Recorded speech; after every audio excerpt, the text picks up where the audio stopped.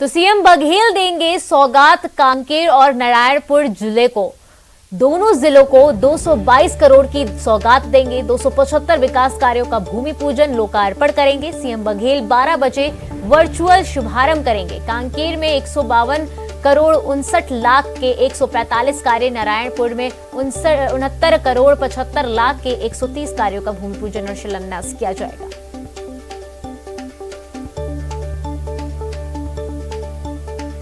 तो सीएम बघेल सौगात देने जा रहे हैं। लगातार विकास कार्यों को गति देने के लिए सीएम बघेल की तरफ से लगातार कई जिलों को सौगात दी गई है और इसी कड़ी में अब एक बार फिर कांकेर और नारायणपुर जिले को सौगात देने जा रहे हैं सीएम बघेल। दोनों जिलों को 222 करोड़ की सौगात देने जा रहे हैं। 275 विकास कार्यों का भूमि पूजन लोकार्पण करेंगे। सीएम बघेल 12 बजे वर्चुअल शुभारंभ करेंगे। कांकेर में 152 करोड़ 59 लाख के 145 कार्य का भूमि पूजन और शिलान्यास किया जाएगा। वहीं नारायणपुर की अगर बात की जाए तो उसमें 69 करोड़ 75 लाख के 130 कार्यों का लोकार्पण और शिलान्यास किया जाएगा।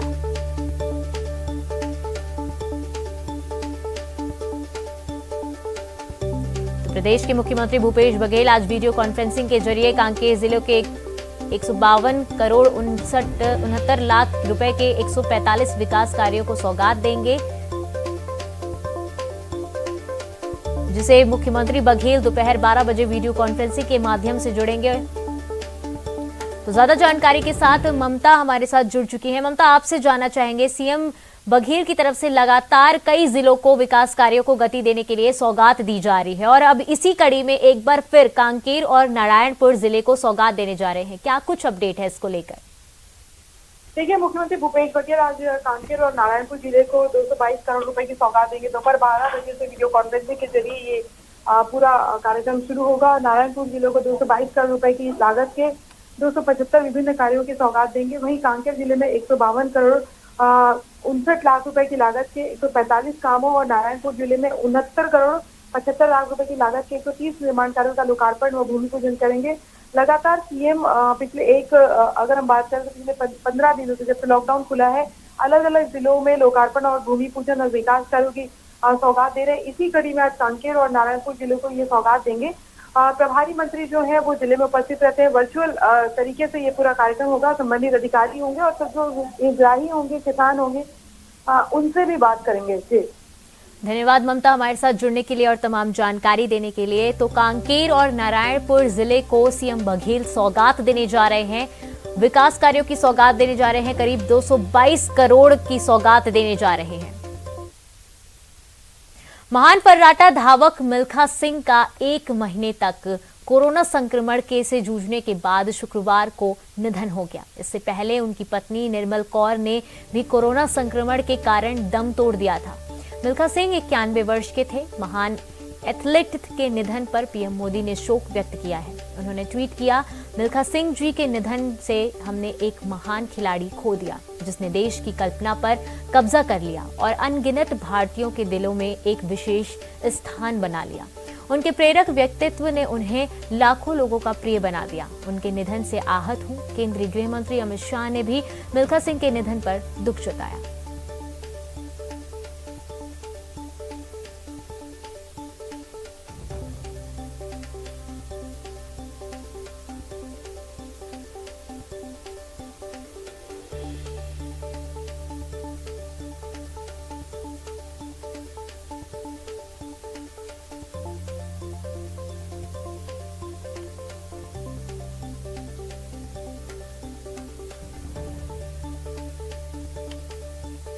तो सीएम शिवराज का ट्वीट भी मिल्खा सिंह के निधन पर आया है। उन्होंने दुख जताते हुए ट्वीट किया है। सीएम ने लिखा है, भारत के गौरव फ्लाइंग सिख के निधन से दुखी हूं। वे हमेशा हमारे लिए प्रेरणा स्रोत रहेंगे।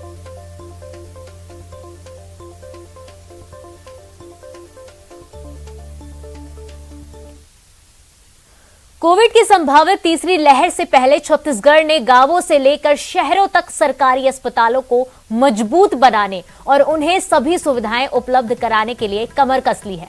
मुख्यमंत्री भूपेश बघेल ने कहा है कि स्वास्थ्य इंफ्रास्ट्रक्चर को और सशक्त बनाने और छत्तीसगढ़ के दूर दराज के इलाकों तक सर्व सुविधा युक्त इलाज की व्यवस्था करने में कोई कसर नहीं छोड़ी जाएगी।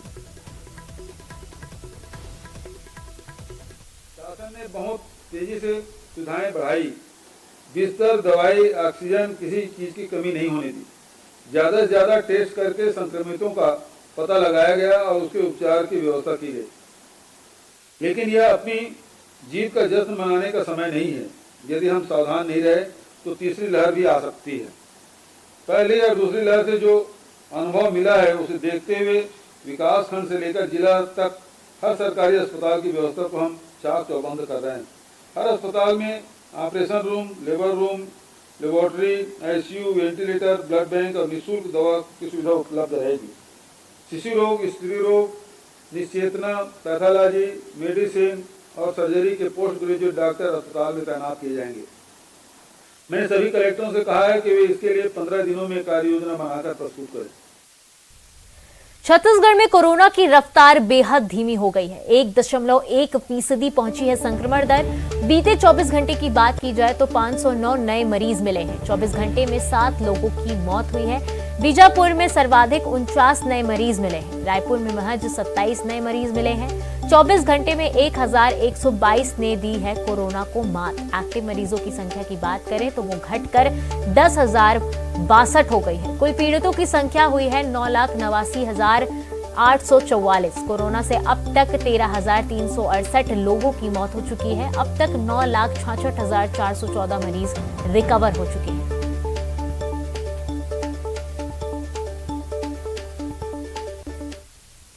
छत्तीसगढ़ में टीकाकरण को लेकर बदला नियम। 21 जून से सभी आयु के लिए टीकाकरण कोविन पोर्टल से होगा रजिस्ट्रेशन। केंद्र सरकार की ओर से सभी को फ्री में वैक्सीन टीकाकरण के लिए प्राथमिकता क्रम किया गया निर्धारित।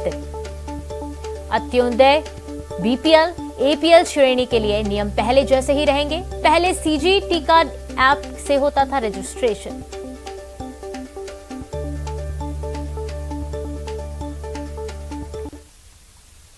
कोरोना की संभावित तीसरी लहर को लेकर बीजेपी में मंथन का दौर जारी है। शुक्रवार को बीजेपी के राष्ट्रीय अध्यक्ष जेपी नड्डा ने सभी प्रदेश के अध्यक्ष और प्रभारियों के साथ विस्तार से चर्चा की। छत्तीसगढ़ के अध्यक्ष विष्णुदेव साय ने बैठक के बाद मीडिया से चर्चा करते हुए ये जानकारी दी।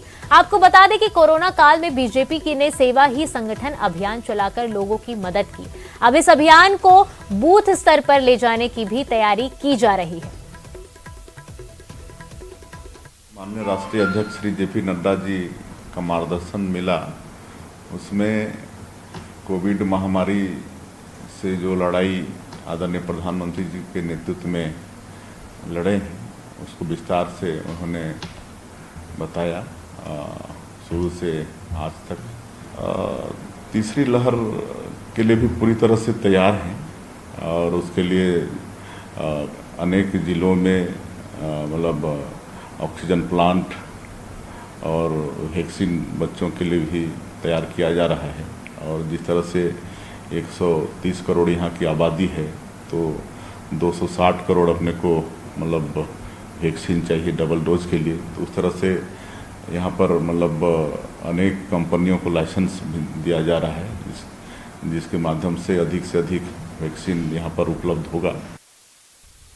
केंद्रीय मंत्रिमंडल के फेरबदल की चर्चाओं के साथ छत्तीसगढ़ की संभावना तलाशी जा रही है, जिसमें पार्टी के कई सांसदों के नाम लिए जा रहे हैं।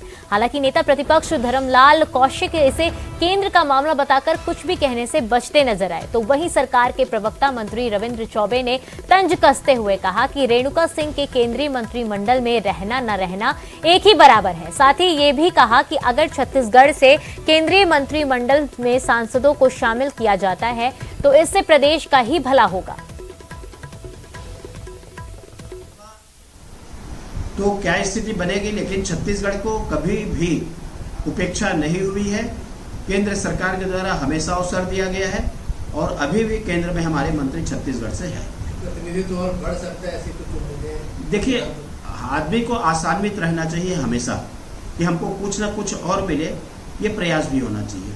अभी तक छत्तीसगढ़ से एक चेहरा केंद्रीय मंत्रिमंडल में आदरणीय रेणुका सिंह के रूप में राज्य मंत्री के रूप में थी, लेकिन छत्तीसगढ़ में पूरे मंत्रिमंडल में उनके रहने और नहीं रहने का कोई अस्तित्व और असर अभी तक दिखा नहीं है। तो चेहरा बदला जाएगा या वो सरवाइव करेंगी, ये तो आदरणीय प्रधानमंत्री भाई नरेंद्र मोदी जी जानेंगे। लेकिन हम लोग चाहते हैं कि छत्तीसगढ़ के जनता के लगातार जो अहित हो रहा है, यहाँ किसानों के साथ लगातार जो भेदभाव किया जा रहा है, यहाँ के इंफ्रास्ट्रक्चर में जो हमको विकास के लिए पैसे मिलने चाहिए और छत्तीसगढ़ का जो हक मिलना चाहिए, वो केंद्र सरकार लगातार रोकने का प्रयास कर रही है।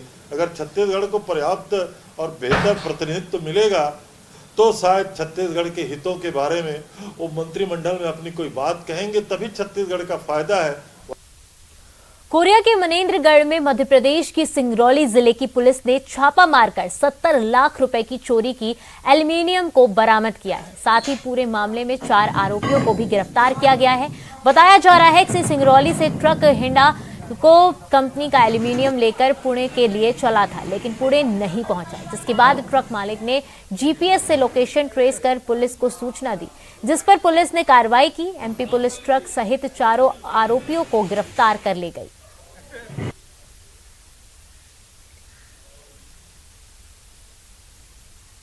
दुर्ग शहर की करीब आधी आबादी को आज भी पानी नहीं मिल पाएगा, क्योंकि दुर्ग के करीब आधे शहर को पानी सप्लाई करने वाले 24 एमएलडी फिल्टर प्लांट में इलेक्ट्रिकल केबल का कार्य किया जा रहा है। हालांकि निगम ने दावा किया है कि यह मेंटेनेंस का कार्य 24 घंटे के भीतर कर लिया जाएगा। इस दौरान जहां जहां पानी की आवश्यकता पड़ेगी वहां पानी टैंकरों के माध्यम से सप्लाई किया जाएगा। ब्रेक के बाद आप सभी का स्वागत है। तो खबरों का रुख करते हैं। छत्तीसगढ़ में पाठ्य पुस्तक निगम की किताब छपाई में बड़ी गड़बड़ी सामने आई है। जिस कंपनी को काम नहीं मिला वहां किताबों की छपाई हो रही थी। बीजेपी नेताओं ने मौके पर पहुंच इस गड़बड़ी का खुलासा किया। रायपुर में मीनल प्रिंटिंग यूनिट से लाखों किताबें बरामद की गई। यहां से पाठ्य पुस्तक निगम के वाटरमार्क वाली पेपर बंडल भी बरामद हुए। प्रिंटिंग कंपनी के मालिक ने स्वीकार किया कि उन्हें प्रिंटिंग का ऑर्डर नहीं मिला था। सबलेट पर काम लेने की बात पर भी स्वीकार की। पुस्तक निगम में पिछले 1 साल से भ्रष्टाचार का खेल हो रहा है और इस मामले का आज भंडाफोड़ हम लोगों ने किया है। प्रोग्रेसिव ऑफसेट जिसको 80 से 100 करोड़ की निविदा मिली है पुस्तक छापने की, उसको ना काम देकर दूसरे गैर कानूनी तरीके से दूसरे प्रिंटिंग प्रेस में किताबों की छपाई करवाई जा रही है। बड़े पैमाने पे कमीशनखोरी की जा रही है।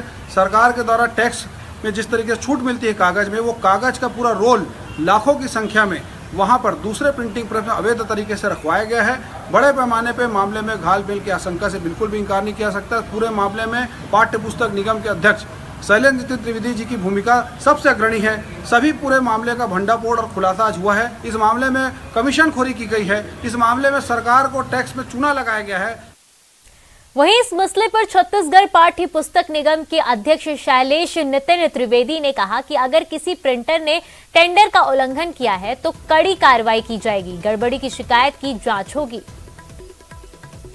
यदि किसी प्रिंटर के द्वारा निविदा की शर्तों का उल्लंघन किया गया है और इसकी शिकायत प्राप्त होती है तो संबंधित प्रिंटर के खिलाफ निगम के द्वारा कार्यवाही की जाएगी।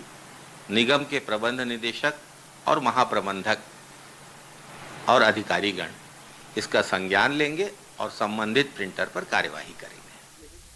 जशपुर में हाथियों के हमले से हर साल 20 से ज्यादा लोगों की मौतें हो रही है। बावजूद लोग हाथियों को परेशान करने और उनको उकसाने में कोई कसर नहीं छोड़ रहे।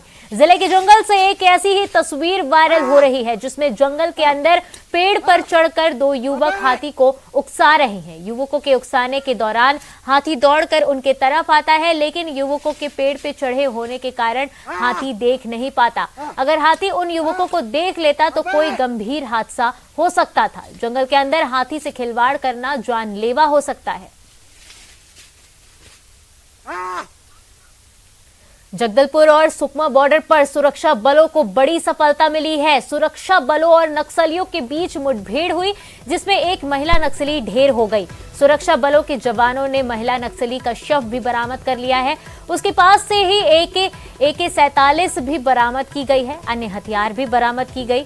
बस्तर IP सुंदर राज ने मुठभेड़ की पुष्टि की है। सुरक्षा बल इलाके की सर्चिंग कर रहे हैं।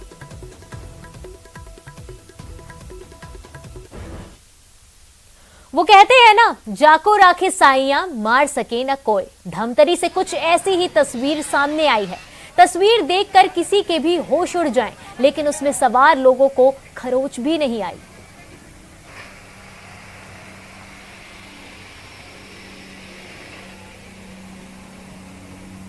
जी हां, गाड़ी के परखच्चे उड़े हैं, लेकिन उसमें सवार लोग सुरक्षित हैं। दोनों तरफ से गाड़ी को टक्कर मारी गई।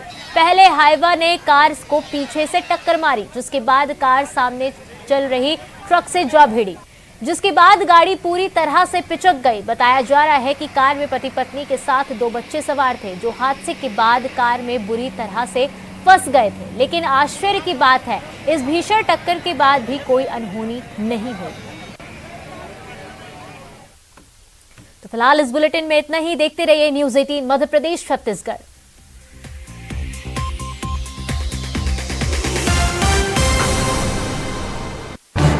इस न्यूज हेडलाइंस के प्रायोजक पेट सफा